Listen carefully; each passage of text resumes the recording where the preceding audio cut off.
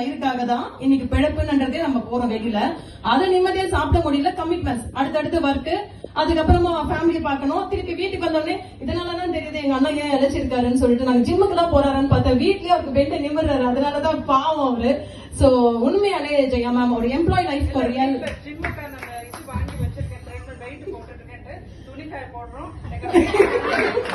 So ஒரு employee life எப்படி இருக்குன்னு சொல்லிட்டு எல்லாரும் பாத்துட்டீங்க. இதான் இந்தியாவும் இதேதான், ஓவர்சீஸுமே இதுதான், ஃபாரினுமே இதுதான், இந்தியாவும் இதுதான். உழைப்புன்றது எல்லா இடத்துலயுமே இருக்கு.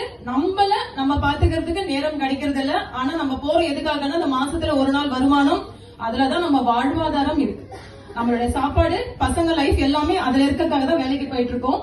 சோ அடுத்தது செல்ஃப் எம்ப்ளாய்மெண்ட் போலாம். சோ செல்ஃப் எம்ப்ளாய்டு இன்னைக்கு யாராவது சொந்தமா டைலரிங் மிஷின், டைலர் கடை, சின்ன துணி கடை, சின்ன ஹோட்டல் ஏதாவது யாராவது ஒருத்தர் பண்ணிட்டு இருக்கீங்களா?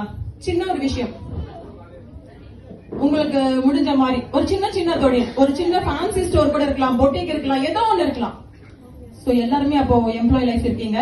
சோ நீங்க யோசிச்சு பாருங்க, ஒரு ஃபேன்சி ஸ்டோரோ, ஒரு பொட்டிக்கோ, ஒரு மாவு கடை, ஒரு பாத்திர கடை, ஏதோ எவ்வளவு ஷாப்ஸ் இருக்கு. நம்ம இந்த குரோம்பேட் ஜிஎஸ்டி ரோட்ல பார்த்தாலே எவ்வளவு ஷாப்ஸ் இருக்கு. சோ அத்தனை பேருமே காலையில இருந்து ராத்திரி வரைக்கும் கடையில இருந்தாதான் அன்னைக்கு சேல்ஸ். கரெக்டுங்களா?